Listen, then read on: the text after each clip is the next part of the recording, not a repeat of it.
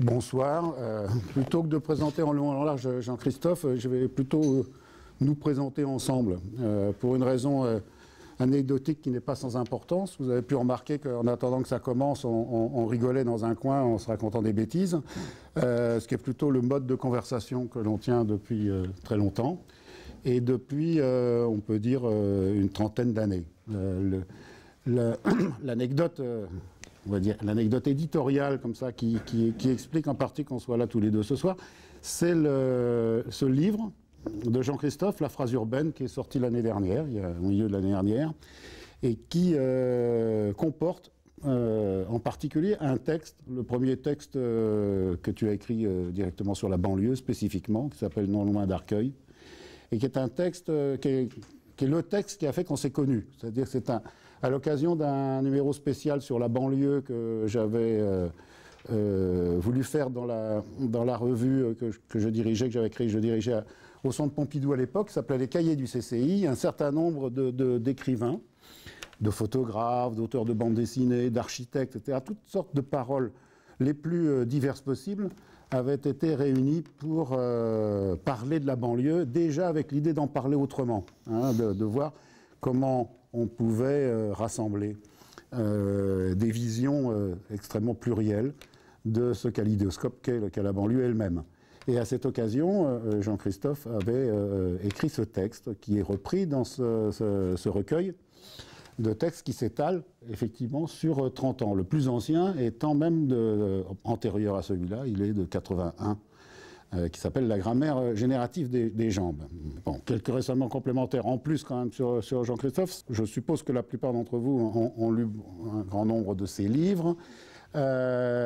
Si on regarde un petit peu les quelques dizaines de livres qui ont été publiés par lui, qu'on pourrait dire, c'est que c'est proprement inclassable journalistiquement, on va dire, inclassable comme en termes de catégories repérées de la littérature. C'est quelque chose qui touche à la fois à l'essai, au récit, à la philosophie, à la poésie, et qui chaque fois qu'une dominante de l'un de ces genres, entre guillemets, semble apparaître, elle touche tellement aux autres qu'on ne peut guère s'en contenter. Donc on pourrait dire que c'est une œuvre un peu inclassable avec des livres qui le sont eux-mêmes. Cette particularité, elle est traversée par un thème qui est la raison pour laquelle on est là, qui est pas la banlieue essentiellement, mais la ville. Et pour juste introduire l'atmosphère, on va dire, de ce qui traverse justement un grand nombre de livres, presque, une majorité de livres touchent à la question urbaine d'une manière ou d'une autre. Je vais lire quelques phrases du tout début d'un livre qui s'appelle Description d'Olonne.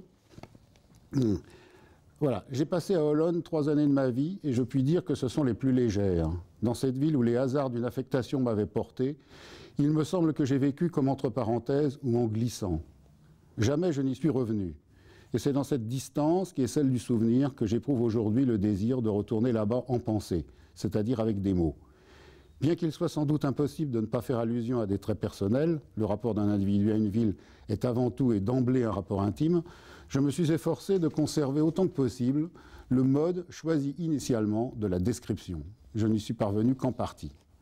Ce programme, je l'ai perdu en route. En pensée aussi, la ville me prenait dans sa nasse, et plus mes efforts pour m'en sortir étaient grands, moins la ville avait de chances de se dégager comme objet. Mais nous vivons aujourd'hui ainsi, avec des dioptriques immergés. D'une certaine manière, c'est cette notion de dioptrique immergée qui m'a franchement frappé, comme étant pas seulement la condition du narrateur de ce livre, qui parle d'une ville inventée, imaginée et décrite, mais qui serait aussi la condition de tout promeneur, et pratiquement peut-être de Jean-Christophe Bailly arpentant les villes. On se connaît depuis 30 ans, et ça fait 30 ans que tu écris sur la ville, 30 ans de traversée des villes, etc. Mais une chose que j'ai jamais vue clairement expliquée à l'intérieur de ta livre, même dans celui qui s'appelle Tuiles détachées, qui est sans doute celui qui comporte le plus d'éléments autobiographiques, pourquoi la ville ? Pourquoi tant de fois la ville dans une œuvre d'écrivain ? la tienne? Ah ben, j'en sais absolument rien. C'est-à-dire, elle est là, non, mais elle est là depuis toujours pour moi. Déjà, je suis né à Paris. Ça compte quand même. Ça compte déjà de faire ses premiers pas. On n'en a pas le souvenir, mais j'ai des souvenirs très très lointains de rues très encaissées, avec les autobus à plateforme, tout ça, je me souviens évidemment. Mais c'est vrai que les premiers éléments, les premières prises de la formation sensible, ils sont en ville pour moi. Après, ça peut très bien arriver que ce soit ainsi et qu'à un certain âge, on décide d'aller vivre ailleurs, de s'enfuir, etc. Pour moi, ça n'a jamais été le cas. J'ai toujours habité principalement cette ville et puis je suis allé évidemment passer du temps dans beaucoup d'autres villes, parfois des temps assez longs, parfois des temps très brefs. Et je ne sais pas, aussi loin que je me souvienne, et donc ça serait juste qu'à partir du moment où j'ai eu la possibilité de voyager seul, disons, sorti de l'enfance, donc aller de ville en ville, arriver dans une ville a toujours été pour moi une espèce d'occasion formidable de reprendre goût, d'une certaine manière, au monde, hein, pour briser la lassitude. Et c'est curieux parce que là, j'ai été très vite et conscient quand même des problèmes des villes, du fait que ce n'était pas du tout des lieux de bonheur, que c'était pas, etc. Mais pour moi, il y a toujours eu ça, c'est-à-dire quelque chose d'un décrochage, comme ça. Et après, évidemment, si on s'installe dans une ville pour y travailler, etc., ça change un petit peu les conditions. Mais disons, l'occasion de la découverte, quoi, avec le plan qu'on ouvre, etc., dans le premier bistrot où on s'arrête, le plan qu'on a acheté, il y a une espèce d'excitation et ça ne s'arrange pas, c'est-à-dire c'est de pire en pire. Je ne perds pas du tout ça, je n'arrive pas à être blasé sur ce sujet. Voilà. Oui, en témoigne un texte que tu as écrit assez récemment sur Saratov, par exemple, où tu parles, alors que tu n'étais pas là pour faire du tourisme, mais pour la mise en scène avec Gilbert Side d'une pièce qui se passait dans la bibliothèque de Saratov. Tu parles du rapport intime qu'il y a entre la pièce de théâtre, les gens qui étaient autour de cette pièce de théâtre, le personnel de la bibliothèque et la ville elle-même, l'intimité de la ville elle-même, comme si la ville intervenait tout le temps dans ton travail. Mais c'est ça qui est étonnant, c'est-à-dire évidemment il y a des villes auxquelles on a pensé, même il y a très longtemps, par exemple, c'est vrai, si on prend la Russie, Moscou, Saint-Pétersbourg, ça a des sujets de rêverie avant d'y aller. Saratov, j'avoue que non. Hein, c'est à 850 km au sud-ouest de Moscou, c'est au bord de la Volga, et à un endroit où la Volga se rétrécit relativement, elle ne fait plus que 2 ou 3 km de large, de telle sorte qu'on a conduit un pont qui conduit dans la ville d'en face, qui s'appelle toujours Engels. On n'est pas loin du Kazakhstan. Quand on dit ça, bon voilà. Puis on arrive là et pour travailler, que j'ai été plusieurs fois, l'hiver, au printemps, à l'automne. Et bon, il y a des joies de voyageurs, comme de marcher sur la Volga gelée, etc. Mais la joie de la ville proprement dite, elle est pas d'autant plus grande que la ville est un peu médiocre ou méconnue, mais elle se déplie quand même, malgré des aspects déplorables dus à la période, disons, stalinienne, malgré tout ça. Il y a une espèce d'aventure comme ça, à marcher dans ces lieux, à découvrir, et ça peut arriver absolument n'importe où, donc y compris à Saratov. Il y a dans ce plaisir de l'arpentage des villes, que tu racontes sur un mode même simplement existentiel, comme ça, il y a aussi le rôle qui semble essentiel dans l'écriture elle-même. C'est-à-dire que un an avant que tu écrives ce texte sur Arcueil, tu avais publié un livre qui s'appelait Beau Fixe. C'est un livre que j'avais lu avant de te rencontrer. Et c'est une sorte de récitatif, de tentative de saisie du monde entre deux représentations de la ville, entre la peinture de la cité idéale qui est à Urbino, et puis une photographie de Berlin par Moholy-Nagy, dans l'entre-deux-guerres. Et ce que ce livre avait de singulier, c'est que il te permettait, entre deux images, de raconter toute l'histoire urbaine, toute l'histoire de la vie en ville, de la Renaissance jusqu'à la modernité. Voilà, c'est le souvenir que j'en ai d'ailleurs, et qui m'avait assez frappé, puisqu'il y avait quelque chose qui était de l'ordre un peu du récit, un récit très personnel qui racontait l'émotion face à ces deux images et les émotions face aux référents qu'elles pouvaient avoir dans la réalité, et en même temps une réflexion théorique sur la ville, et en même temps un processus d'écriture. Il y avait une tentative d'écriture singulière pour mettre tout ça ensemble. Est-ce que la ville n'est pas un point d'origine comme ça de l'écriture, ou est-ce que c'est venu comme ça, progressivement ? Je pense que c'est venu progressivement. Je me souviens pas très bien du détail de ce livre qui s'appelait Beau-Fixe, en effet, mais son titre est intéressant parce que je pense que pendant des années, encore maintenant, c'est resté dans une partie de mes préoccupations. Il y avait comme ça une fascination, disons, pour un aspect cristallin, inerte même, de l'objet urbain. Hein. Bon, je me souviens de cette phrase de Novalis qui me plaisait tant, « La ville est une forêt magique pétrifiée ». J'avais 20 ans, ça me paraissait... voilà. Et Beau-Fixe, ça procède un petit peu de ça. Et je dirais, évidemment, le tableau « La cité idéale » qui est à Urbino, c'est une pure merveille, mais en même temps, c'est en effet un objet totalement idéal. Et en plus, et c'est ça qui est fascinant d'ailleurs, c'est qu'elle est totalement vide. Elle est vide, pas complètement, puisqu'il y a cette histoire de porte entrouverte dans le point de fuite, enfin, etc. On peut disserter là-dessus comme je l'ai fait, mais cette ville est vide. Et d'une certaine façon aussi, la photo de Moholy-Nagy qui est dans le livre, et puis j'ai été amené à en regarder à nouveau récemment des photos de l'époque du mouvement moderne, ça a presque 100 ans maintenant, presque un siècle, photos 1920-1930. Il y a eu véritablement, on ne peut pas dire une mode, mais c'était une constante du regard, des photos prises de haut, avec l'image de la ville comme un étoilement comme ça, de silhouette qui parcourt la ville, qui la fabrique. Donc on peut dire une sorte de... Historiquement, il y aurait en effet de la ville déserte, idéale et magnifique, objet quasi mathématique, à la ville habitée. Mais même aujourd'hui, par rapport à ce que tu évoquais, des dioptriques immergées, là, je dirais que on n'est plus non plus même dans la ville qui était regardée par le mouvement moderne. Avec ces gens qu'on voit de haut, avec leurs ombres, etc. Et qu'on est dans quelque chose d'autre qui est beaucoup plus... pas beaucoup plus complexe, parce que je pense que ça a toujours été complexe, mais beaucoup plus enchevêtré, beaucoup plus immergé, et dans lequel on a un peu parfois l'impression d'être perdu.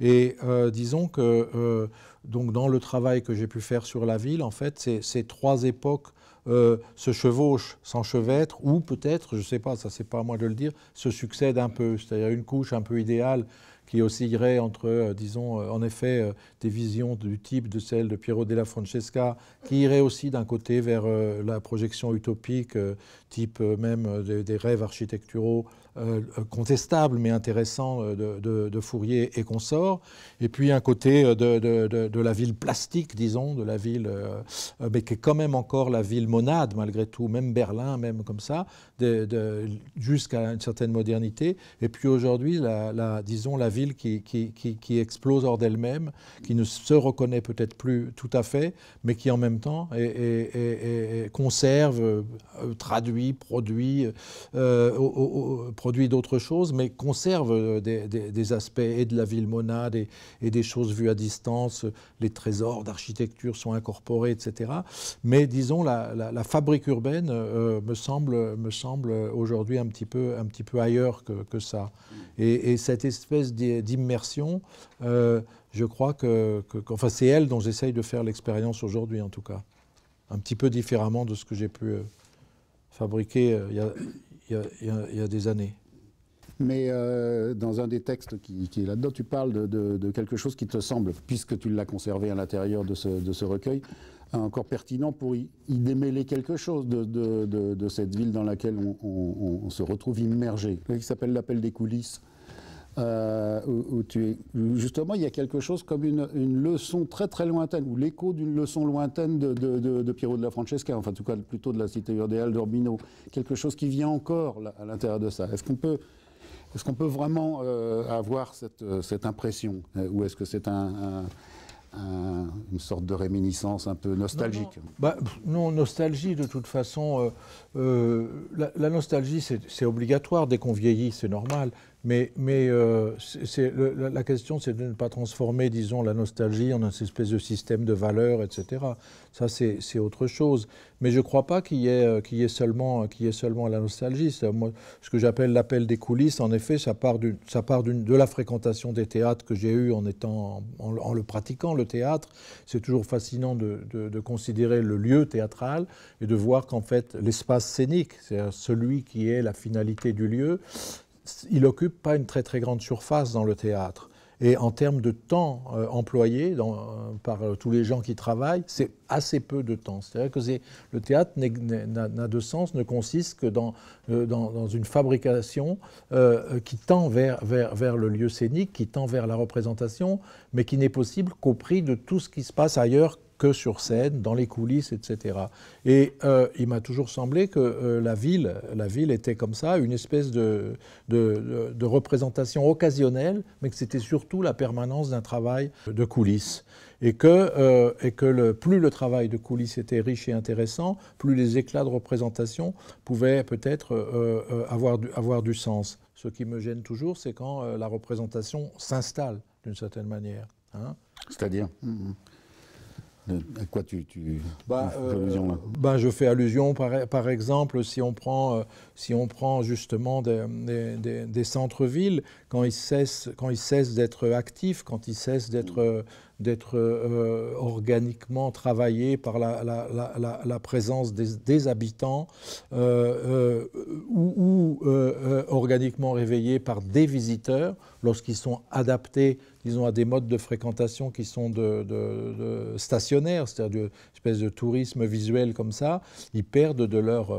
on peut prendre l'effet parvis, parce que j'appelle l'effet parvis, c'est-à-dire de systématiquement dégager la vue devant le monumental, etc. Mais ça, c'est bien évident.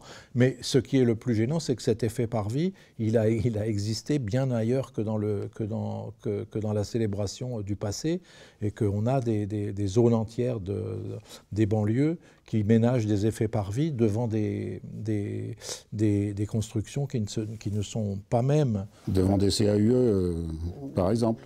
Oui, bon, ici, on est en effet en plein dedans, d'une certaine manière.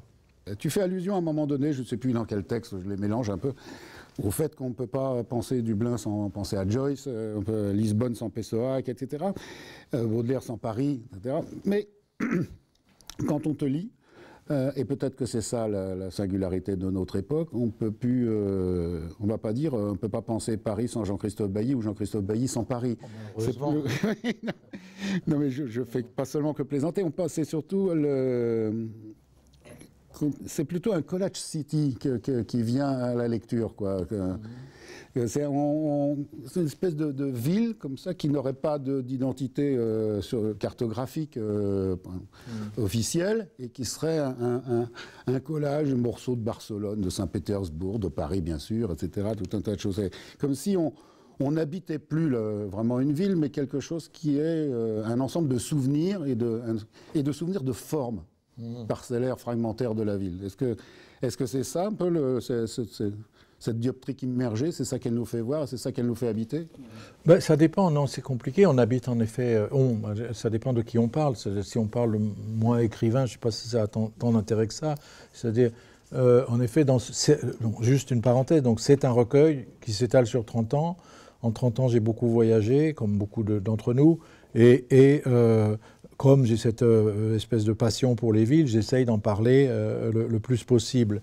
Et c'est pour ça que je tenais à ce que le premier texte soit celui, c'est le plus ancien, mais il s'appelle La grammaire générative des gens, mais c'est pour ça qu'il commence par une liste de rues.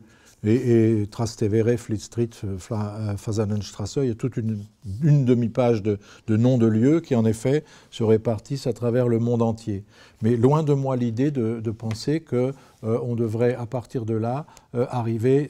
J'égrène des noms, mais ça n'entraîne pas du tout pour moi l'idée d'une ville générique et d'une problématique générale de l'urbain comme ça. Je pense que chaque ville est une langue et que les villes ne parlent pas une langue unique qui serait l'urbain. Je parle l'urbain. Non. Et c'est même très étonnant à quel point il y a des diffractions comme ça, dialectales comme ça. À Arles, la langue d'Arles n'est pas la langue de Nîmes. Hein, si on prend évidemment, pas dire la langue de Moscou n'est pas celle de Tombouctou, ça c'est plus clair. Mais même très près, il y a des différences. J'ai toujours été, ça fait partie de cette fascination. Une chose fascinante, c'est le mystère de la tonalité locale. Et ce mystère est d'autant plus impressionnant qu'il ne résulte pas, disons, d'une patine que les siècles auraient accumulée. C'est que même sur le récent, alors peut-être pas à la fin du chantier, mais 5, 10 ans, 15 ans après,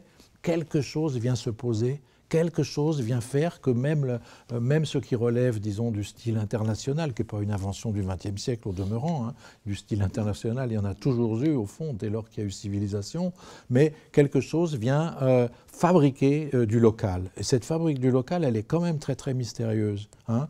Et donc je pense que après, on peut rêver, on peut rêver comme ça à une espèce de communication mystérieuse entre ces localités. Et dans la rêverie, mais même dans la marche, ça arrive très souvent qu'on ait des associations de pensée mystérieuses. Par exemple, il y a ça ne me le fait plus, mais il y avait un endroit à Strasbourg, qui est une ville où j'allais assez souvent, où je vais encore assez souvent, où systématiquement ça me faisait penser à un coin de Florence, qui est vraiment une ville qui a assez peu à voir avec Strasbourg. Et je me suis rendu compte que c'était uniquement la forme d'une courbe et la hauteur d'un gabarit. Donc c'est à la limite, ce ne sont pas des choses conscientes, c'est des choses quasiment, voilà, il y a des choses comme ça.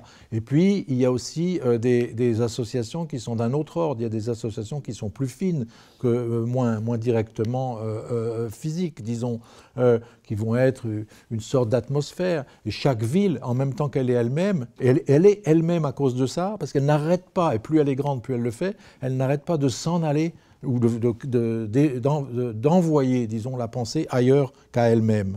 Elle le fait par des noms de lieux, elle le fait par des boutiques, elle le fait par ça.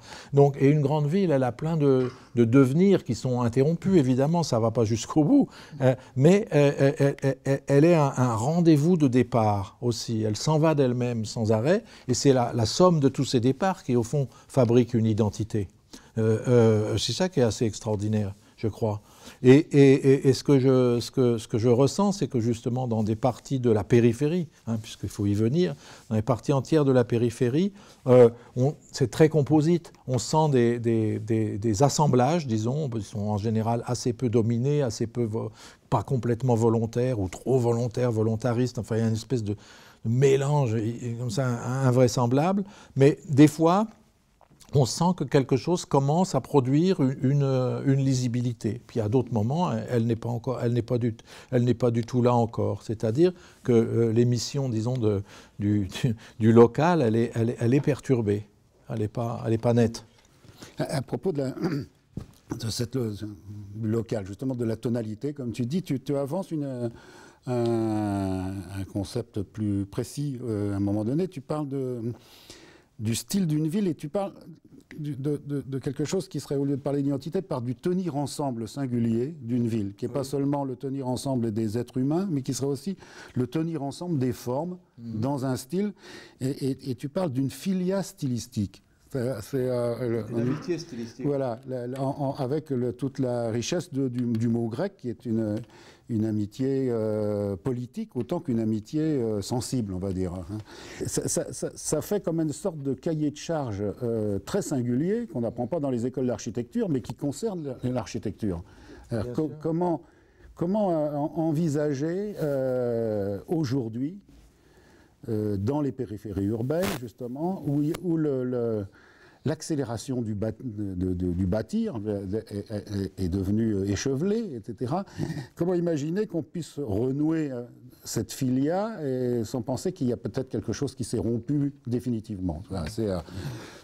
Bon, on peut appeler ça être pessimiste ou optimiste, je ne sais pas, mais en tout cas, cette chose assez séduisante qui est d'imaginer que la filia qui est à l'origine non seulement de nos villes, mais de notre démocratie urbaine, est-ce qu'elle peut se perpétuer dans l'état de choses, et pas l'état des choses? Tu fais une différence entre l'état de choses et l'état des choses qui me paraît pertinente, parce que ça n'a rien à voir avec un chat est un chat, quoi.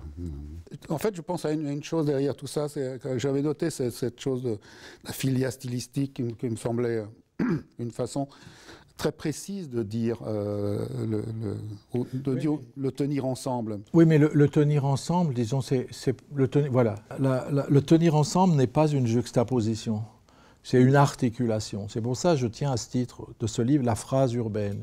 Voilà, la phrase urbaine, une phrase, disons, on en fait de plus complexe, mais c'est quand même sujet, verbe, complément, des adjectifs, etc. Et ça entraîne ce ce n'est pas tant des règles que des indices de fonctionnement, par exemple les accords. Hein. Et la phrase urbaine, c'est exactement pareil, un sujet, un verbe, un complément, on met pluriel, ça s'accorde, etc., etc. Or, ce que je pense, c'est qu'à partir d'un certain moment, et notamment ce serait le cas si on reste ici dans la région parisienne ou en France, à partir de la reconstruction après la Seconde Guerre mondiale, bien qu'on trouve des prémices de ça bien avant, et qu'il n'y a pas du tout d'idéalisation de quelque passé que ce soit à travers ça, mais il me semble qu'on a commencé à ce moment-là, en légitimant ça d'ailleurs par un discours qui était quand même celui de la Charte d'Athènes, ou du moins qui en provenait, à faire au lieu de faire des phrases urbaines, de faire des stocks, donc des stocks de sujets, des stocks de noms, des stocks de compléments, des stocks de verbes. Hein, c'est un petit peu ça le zonage auquel on a atterri, c'est-à-dire loisirs, travail, habitat, comme ça, séparés les uns des autres. C'est exactement comme une phrase où on mettrait des paquets de noms, puis des paquets de verbes et des paquets d'adjectifs, etc., au lieu de les faire fonctionner ensemble. Donc je crois que la filia, hein, on pourrait dire ça, une phrase correctement articulée, c'est une phrase où il y a amitié d'une certaine manière entre les mots. Mais cette amitié, c'est une amitié dynamique. Et la dynamique de la phrase, c'est un mouvement. Or, ce que l'on constate dans bien des lieux, et il faudrait analyser ça à ce moment-là de façon précise, détaillée, et voir comment ça fonctionne en vérité, on voit que ça ne marche pas parce qu'il n'y a pas cette logique d'articulation, et qu'à chaque endroit, on est tenu de rester finalement dans un identique à soi-même. Alors que par rapport aux notions même de fonction, la fonction ceci, la fonction cela, il y a une hyper-fonction qui me paraît primordiale, que moi j'appelle la fonction urbaine, c'est ce qui fabrique justement la possibilité permanente de l'articulation. La possibilité permanente de l'articulation, ça veut dire un phrasé qui est praticable par quelque locuteur que ce soit, habitants, visiteurs, etc. Et il y a des parties entières de villes et de non-villes ou de l'ensemble urbain, périurbain aujourd'hui qui ne sont pas praticables. C'est-à-dire, on n'arrive pas à les lire. Et disons, alors il y a toute une série de choses qui ont lieu. Il n'y a pas seulement le défaut d'urbanisme, le défaut de paysage. Il y a aussi des phénomènes directs par exemple, les effets de privatisation des espaces. Hein, qui est ce qu'il y a de pire. Les gated communities, par définition, c'est la fin de toute articulation possible. Je pensais à une chose avec cette histoire de rassembler comme ça le meilleur de la ville. Non seulement le meilleur de ce qu'on peut en penser, de l'idée de ville, mais le meilleur de ce qu'elle est formellement.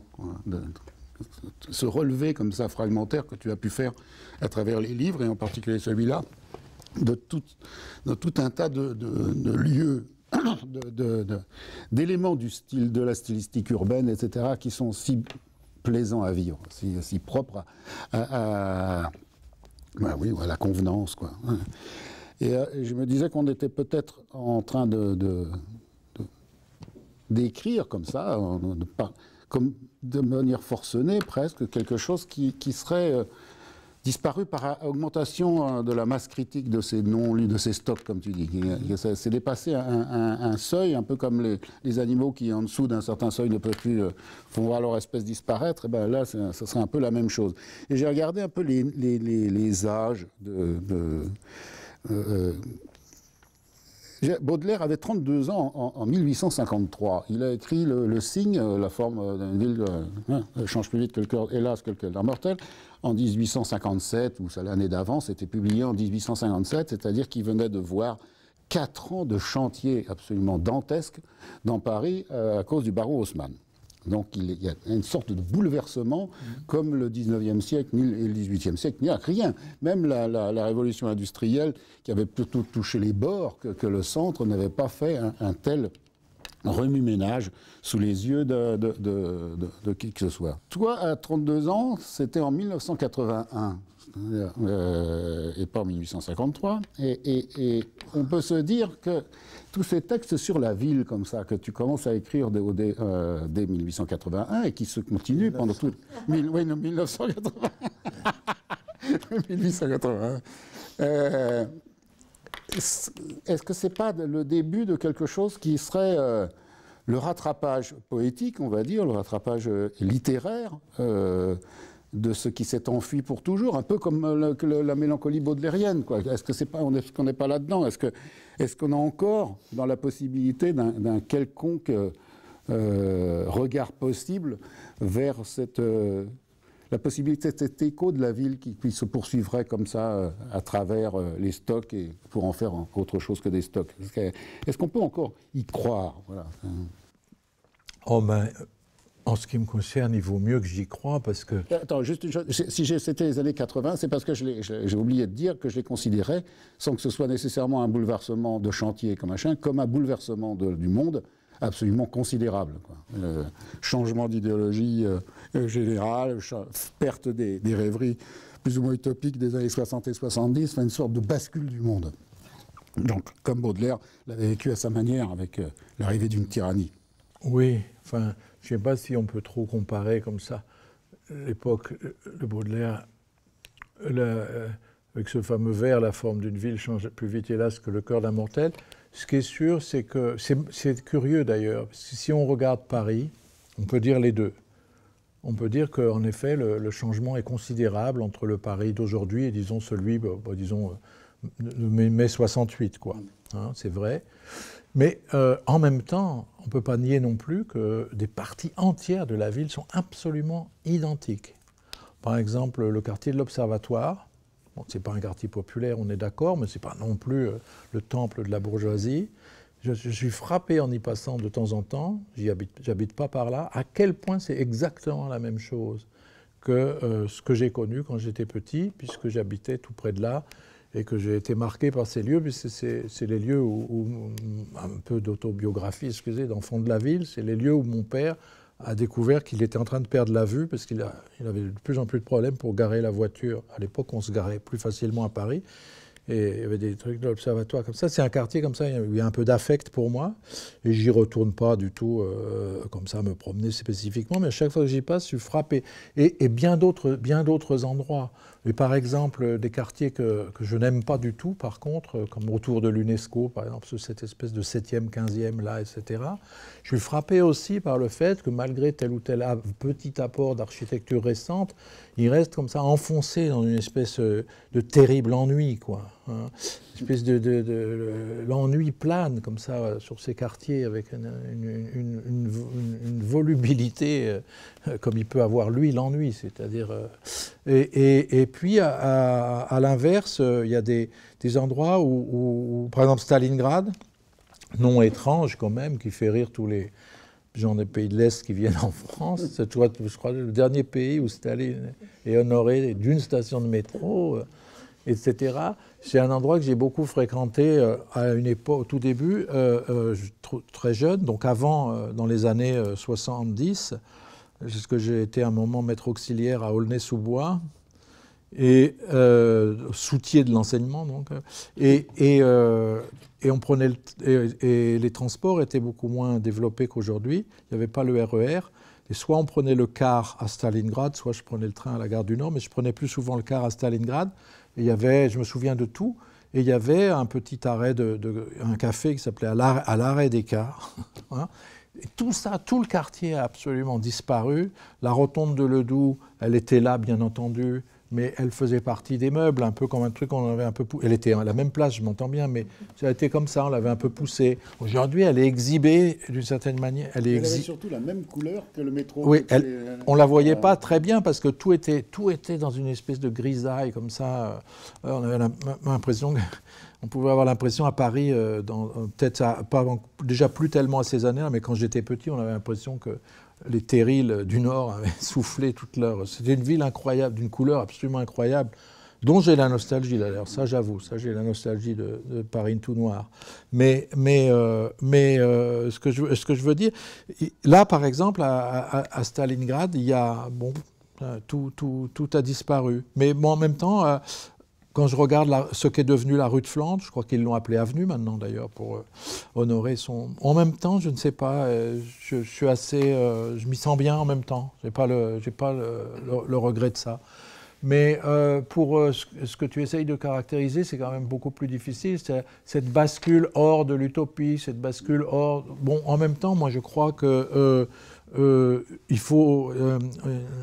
il faut continuer d'y croire, non pas à l'avènement de quelques villes radieuses que ce soit, ça je pense je n'y arrive plus, ou à imaginer une révolution des mentalités qui ferait que la filia dont tu parlais triomphe, etc. Ça, j'ai du mal à y croire. Mais ce que je pense, c'est que le combat, il n'y a pas d'autre mot, non pas pour améliorer, mais le combat pour conduire la ville vers des devenirs qui permettraient d'augmenter son agrément pour tous et sa lisibilité pour tous aussi.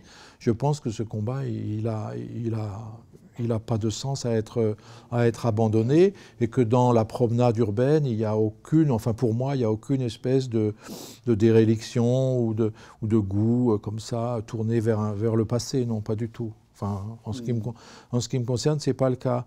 Et ce que je voudrais ajouter, c'est que, par exemple, j'ai remarqué ça, il y a toute une série de livres qui se mettent à exister, où des gens essayent de marcher, aller ailleurs, de marcher ailleurs que là où on a toujours marché, et justement d'essayer de voir si finalement dans toutes ces zones de non, on appelle tantôt de non-droit, tantôt on appelle ce concept que je réprouve de non-lieu, puisque tout est lieu quand même, tout a lieu, mais de non-lieu, non-lieu, non-droit, ou moi que je dis ce lieu de stockage, lieu non articulé, etc.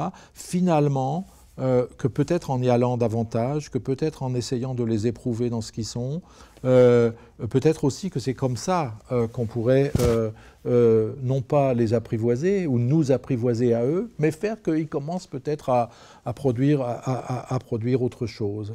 Et par exemple, il y a l'exemple le plus célèbre, c'est sans doute le livre de Iain Sinclair, qui s'appelle London Orbital, où il tourne autour de Londres le long du Grand Annulaire. Il y a les Italiens, là, avec le film qui va sortir dans quelques jours, je crois, qui a eu étrangement le Lion d'Or à la Biennale, où ils suivent le grand Raccordo Anulare autour de Rome. Et il y a des gars qui ont écrit un livre qui va de pair avec, dont j'ai eu quelques pages entre les mains.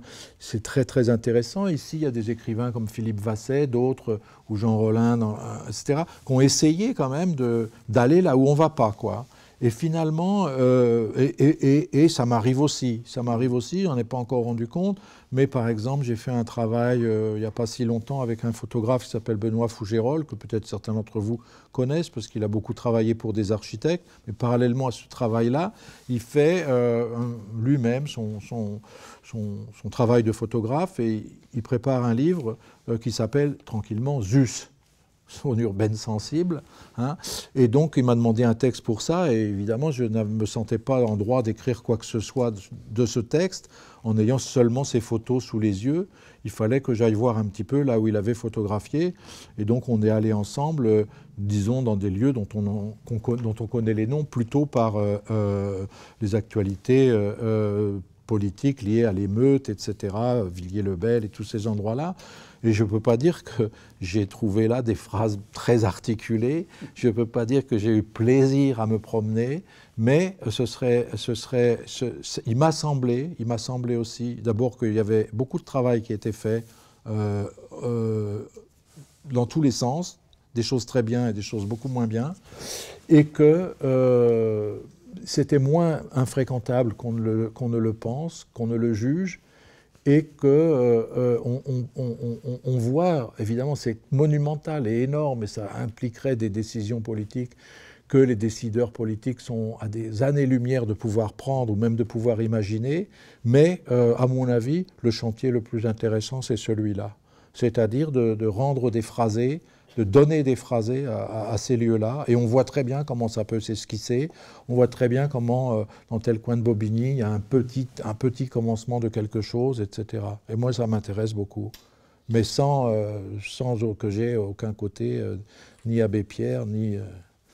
Mais la dernière fois que je suis venu ici, c'était pour animer un débat avec une compagnie de danse qui a comme principe de ville en ville, etc., de calquer la même figure géométrique sur le plan de la ville et de faire à la compagnie, à chaque danseur de la compagnie, des parcours comme ça qui suivent ce truc-là en se moquant des obstacles, c'est-à-dire qu'il faut les contourner, arriver à passer dans des endroits. Et je me suis amusé avec Laure Vast, qui était là, à suivre un de ces parcours, ici, sur Nanterre. Et ce qu'il y avait de tout à fait surprenant, c'était une sorte oui, on peut faire une articulation, c'était un enchaînement qu'on ne peut pas venir spontanément comme ça à l'esprit. Un enchaînement entre la place qui est ici, un arrière de ces immeubles, tous un peu du même modèle là, qui sont à côté, jusqu'à la Grande Arche, et puis d'un seul coup une friche ferroviaire qui était couverte par une seule fleur, un seul type de fleur, entièrement jaune, qui était ni des boutons d'or, ni pissenlit. J'étais incapable de reconnaître, je suis nul en botanique.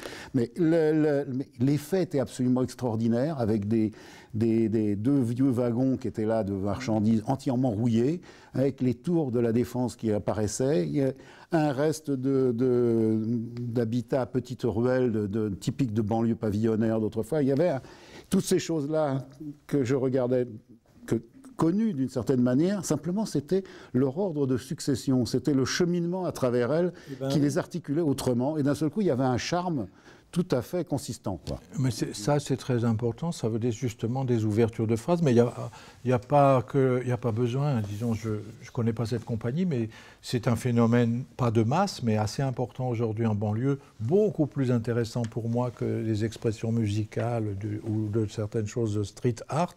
C'est une pratique qui a deux pays où ça se fait beaucoup, la France et la Russie, j'allais dire l'URSS, la France et la Russie, là ça serait une autre, qui s'appelle le parcours avec un K, parcours avec un K, où des tas de jeunes gars, on peut en croiser parfois, et je connais une artiste qui travaille avec eux, donc tu vois, qui en effet se donne pour terrain d'exercice, la banlieue, enfin la périphérie telle qu'elle est, et décide d'y tracer des lignes. De tracer des lignes droites. C'est-à-dire, s'il y a des obstacles, on les franchit. Alors, on s'arrange pour que ce soit peut-être pas le plus infranchissable. Ça demande quand même une forme physique assez grande. C'est relativement dangereux dans certains cas. C'est rebelle en même temps, puisque ça va évidemment, ça raye le plan, quel que soit le plan, mais c'est tout à fait passionnant.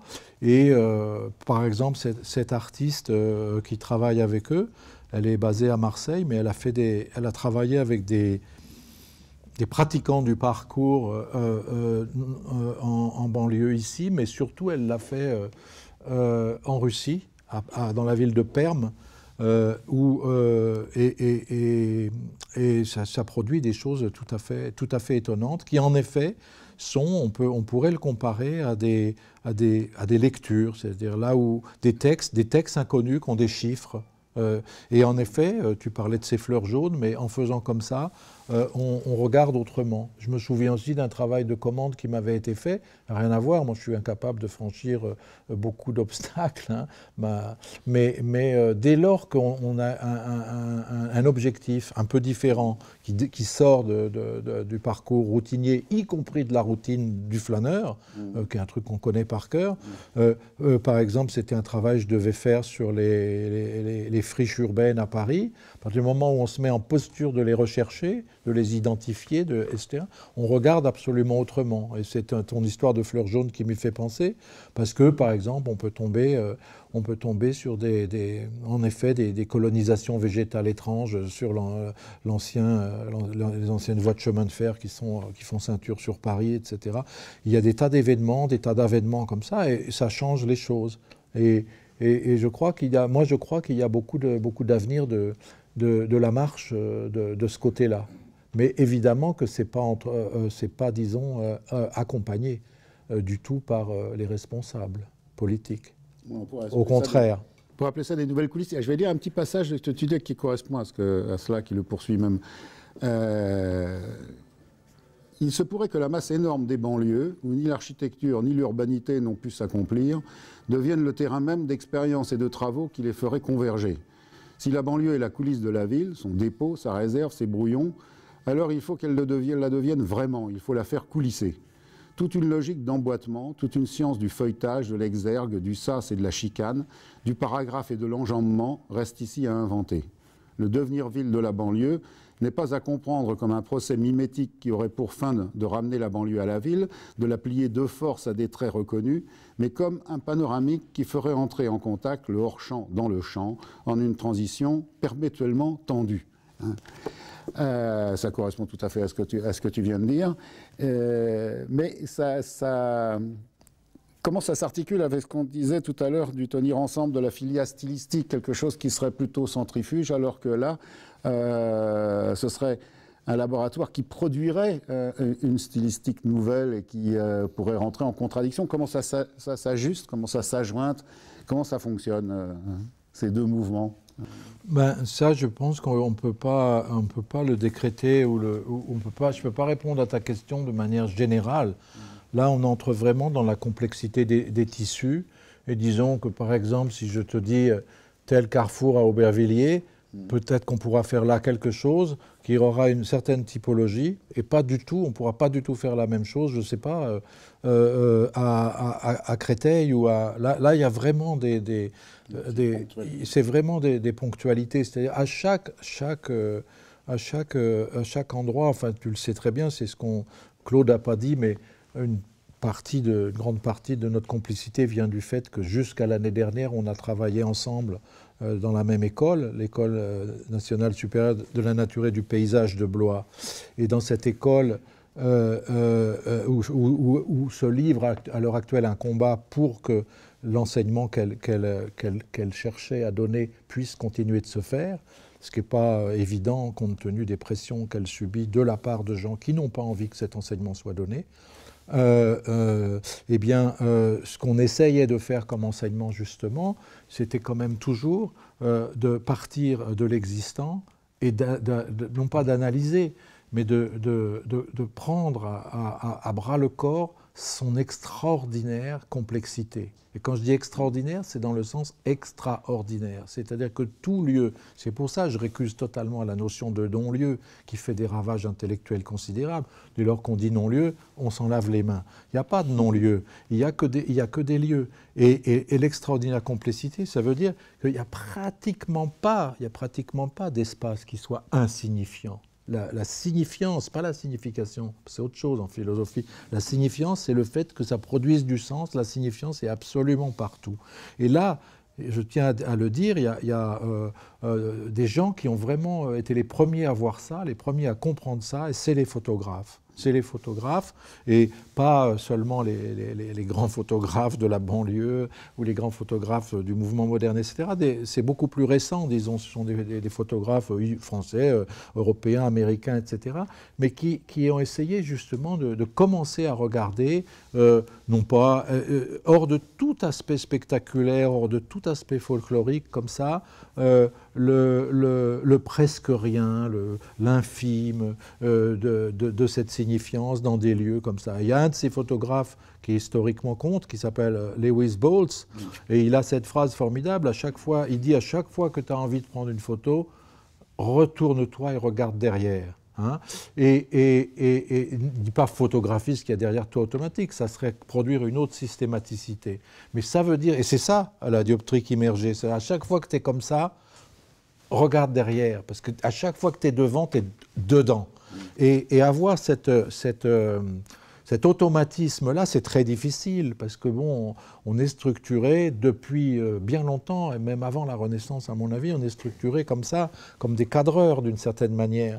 Et apprendre à décadrer, apprendre à penser que devant, c'est toujours déjà dedans, hein, c'est plus compliqué. Mais si on raisonne comme ça, et si on essaye non seulement de raisonner comme ça, mais au sens de la résonance, pas de la raison raisonnable, si on raisonne comme ça dans le paysage, on le voit tout à fait autrement. Et on commence à lire justement des possibilités de contact, des possibilités de ricochet, etc. Après, moi je ne suis ni architecte, ni urbaniste, ni paysagiste. Donc ce que je peux faire, c'est me promener et raconter ce que je vois. C'est à peu près tout ce que je peux faire. Mais en effet, on imagine que des paysagistes, des architectes, des urbanistes comme ça se mettent à accompagner ces mouvements. Là où il y a ricochet, là où il y a eu un affleurement, ils viennent poser quelque chose, etc. Et c'est une assez grande joie parfois, je le dis en passant dans cette école, de voir, c'est comme en architecture, il y a 5 ans d'études et un travail de fin d'études, c'est assez plaisant de voir dans des travaux de fin d'études qu'en effet, des étudiants, ils commencent à réfléchir là-dessus et comment pas tous, bien entendu, ils prennent des sujets sont très variés, mais c'est intéressant de voir comment il y a justement ces logiques d'articulation, ces logiques de réappropriation commencent à fonctionner, à produire des effets. Mais il va de soi que c'est quand même extrêmement difficile, et ce à quoi je faisais allusion au début de ce petit développement-là, c'est-à-dire le fait que l'école de Blois ait à se battre pour survivre sous la forme sous laquelle elle a été créée, c'est symptomatique d'une époque, quoi. Puisqu'il y a des gens dans le ministère de tutelle qui tiennent absolument à ce que cette école devienne une école d'agents d'aménagement du territoire, point à la ligne. Quand tu parles de paysage, ça m'amène à quelque chose dont je voulais te parler. Dans le livre qui a précédé la phrase urbaine, qui s'appelle le dépaysement, il y a un chapitre où tu parles, il y a 2 chapitres même, où tu parles d'une des vertus comme ça, qui serait issue justement de la banlieue comme laboratoire, qui est le brassage des cultures, les gens, le brassage des gens tout simplement, et de ce qui viennent en fonction de provenances qui sont extrêmement diverses et qui sont peut-être encore plus remarquables dans la banlieue que ça ne l'est en plein centre-ville. Enfin, ça dépend des quartiers. Voilà, oui, le quartier où tu habites, donc, que tu prends comme exemple, qui est près de la porte Saint-Martin, c'est un quartier de brassage depuis toujours. C'est pas seulement ce machin, puisque c'était aussi tu parlais de ton père, moi, ma mère y a passé son enfance, c'était un quartier qui mélangeait les Italiens et les Français et quelques autres provenances. Quartier sordide. Oui, c'était un quartier très sordide. A dit Marcel Proust. La rue de Bondy, ça s'appelait comme ça, était la rue la plus pauvre de Paris avant-guerre.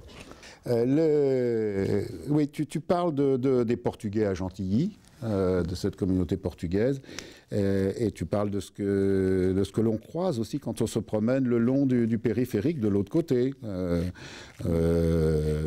Une église de Portugais, une mosquée, des costumes cravates, enfin toutes sortes de choses. Et tu avances un concept qui s'appelle le bariole, voilà, et tu l'avances surtout au niveau des gens et des cultures, pour qualifier avec un mot à résonance positive les vertus du brassage. Est-ce que ça peut avoir un équivalent dans la forme urbaine et en architecture? Est-ce qu'on peut étendre ce que tu dis à propos des gens, des habitants, à l'habitat lui-même, au cadre de vie? Oui. Je tiens à dire quand même que cette idée du bariole, donc c'est la contraction de barrio et de bariolé, hein, bariole, voilà. C'est le nom du quartier Zus d'Arles, hein, le bariole. Et donc, je tiens à dire que ce n'est pas une vision idéalisée, hein, comme ça, du brassage harmonieux, etc. Je suis bien conscient. Et je ne suis pas tout à fait d'accord pour dire que ça brasse bien, etc. Il y a des endroits où ça se passe très bien. Et en général, justement, que ce soit... D'ailleurs, ce n'est pas des histoires de centre-ville ou de périphérie.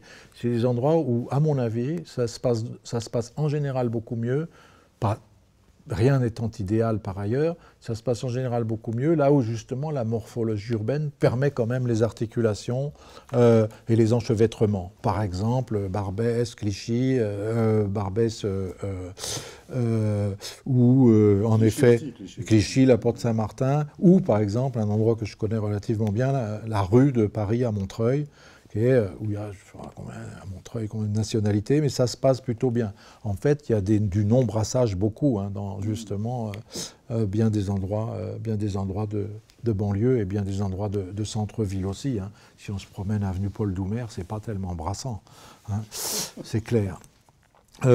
Mais au niveau de la forme, des formes urbaines, ben, finalement, on s'aperçoit.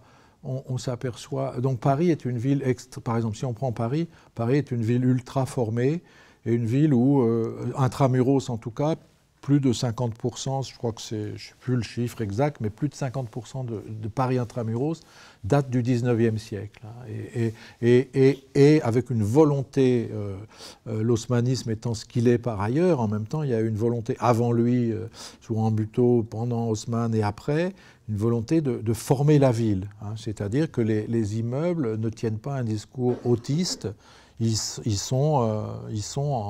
façades sont écrites avec la ville, ils ne lui tournent pas le dos, ils tiennent des espèces de petits discours un peu débiles avec des petites statues, des machins, il y a beaucoup d'immeubles qui sont vilains, c'est très clair, mais ils essayent de dire quelque chose à la ville, quoi, dans la ville, et puis bon, il y a tout le travail des angles, enfin tout ça, on voit bien comment ça a marché. De ce point de vue. Mais en même temps, la ville est composite. Il y a cette remarque que je trouve très frappante de Benjamin. C'est assez marrant parce que c'est toujours très intéressant de lire aussi la façon dont les gens qui viennent d'ailleurs voient Paris, voient la ville. Et ça, c'est une remarque, je pense, qu'un Parisien n'aurait pas pu faire. Par exemple, il dit, et c'est tout jeune, je crois que c'est la première fois qu'il est à Paris, et il écrit, c'est dans sa correspondance, il dit « Ah, c'est quelle drôle de ville où les immeubles sont rangés les uns contre les autres comme les livres dans une bibliothèque. Hein » C'est une remarque qui est assez formidable. Après, on peut regarder les quartiers, beaucoup de quartiers qu'il a pu voir sont à peu près identiques à ce qu'il a vu.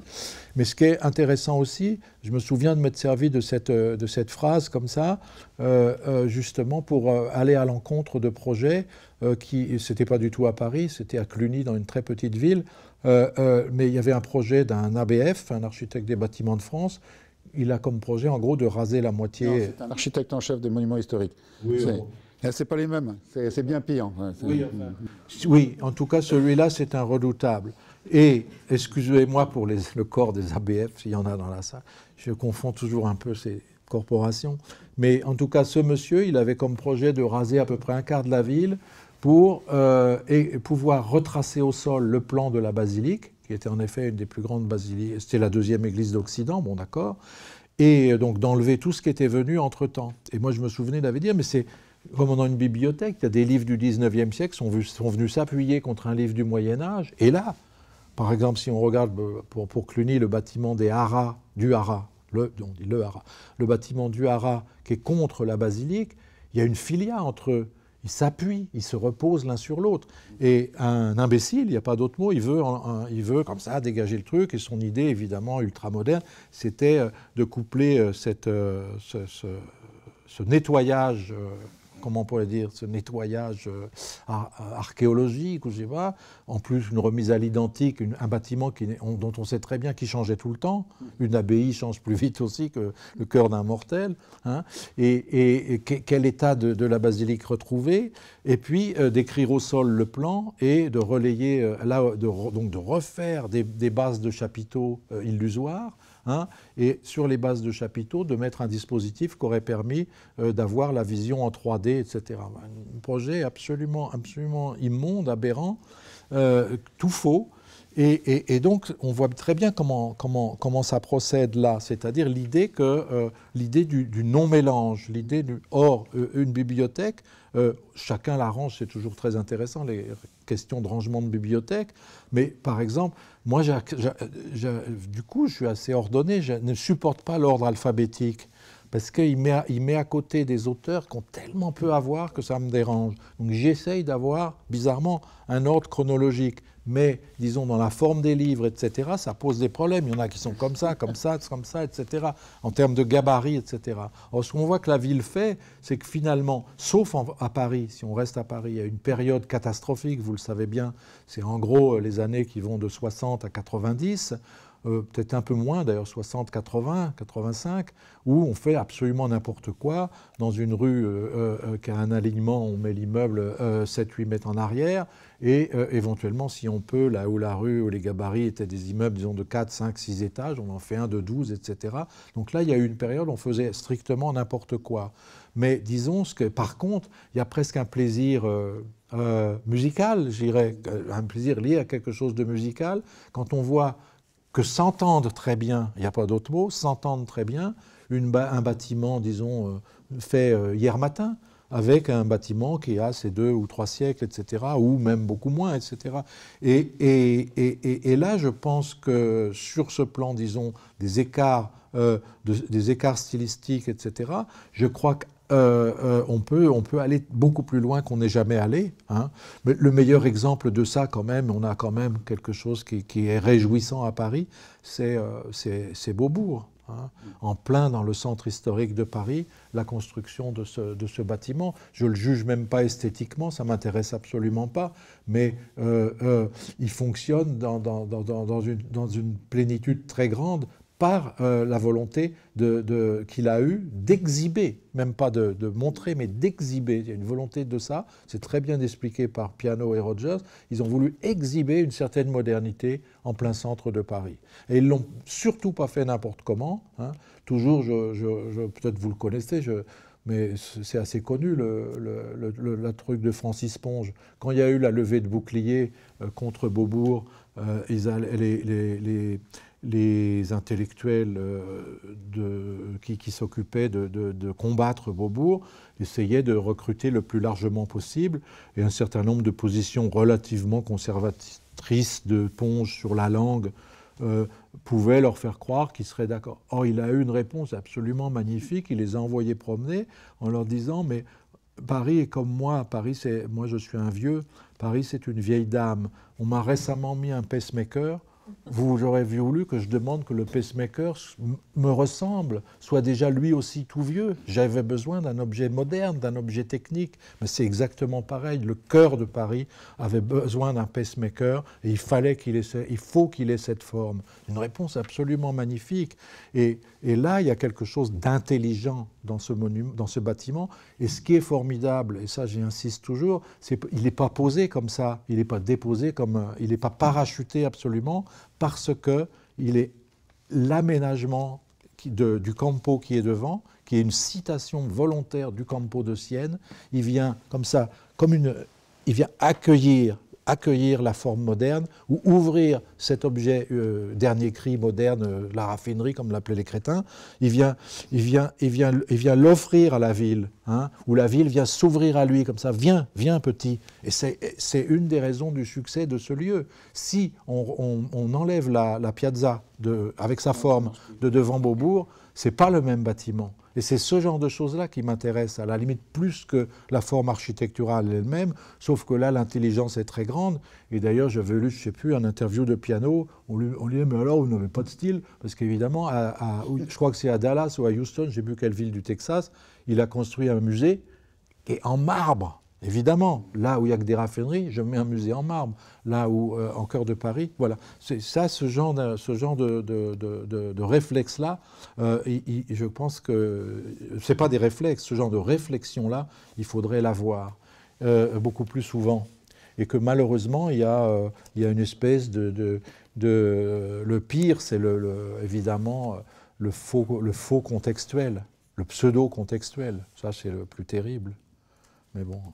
Juste pour terminer cette histoire de l'imbécile de Cluny, je suis allé à Cluny au mois de décembre et j'ai appris que l'imbécile avait perdu, qu'il avait été contraint à renoncer à ses omissions éradicatrices, non sans qu'on y ait pris part. Voilà.